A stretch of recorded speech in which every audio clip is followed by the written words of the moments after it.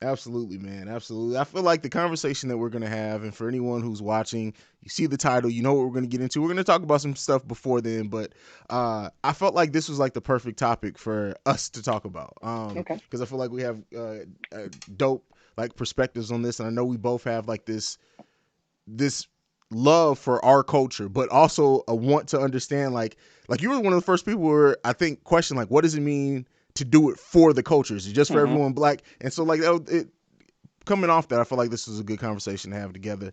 But before we get into that, I usually when I'm doing this solo, I have a segment called "In the Mind of Hayes" segment, and that's usually where something in the news or popular culture, or whatever, that I actually want to talk about, not just because it's popular.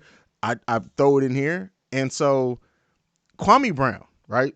And I just want to preface this by saying, for I think universally people think of one of the greatest rebrands as far as like media and like podcasting and all this shit has been Joe Budden. To go from a well respected rapper and with hip hop heads to not a Hmm. huge mainstream to having this Hmm. huge mainstream podcast. Well, there's a new contender in that, in Kwame Brown, who is going from a what some people universally say he's the worst number one pick of all time to now being like on this streak of him just giving people the verbal fucking business. It's been amazing. And this kind of all started with first it started with some former players that he used to play with him, Matt Barnes Gilbert and Arenas Gilbert and Arenas and Steven Steven Jackson. Jackson. Yeah. Yeah, yeah.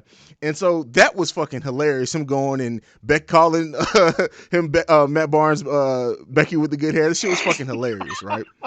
And so that was funny. But then all the media attention that came from that, he's shown himself to be he's very much him, but he's handling this shit better than I've seen anyone. Like he single-handedly broke down every member of the Breakfast Club to the point to where Charlemagne not only hit him with a cease and desist, but apologized publicly. Like, what do you make of this shit with Kwame Brown going on, bro? So, in the last episode of the breaks, we talked about specific personalities that you just have to accept them for who they are, and they're Yeah, genuine.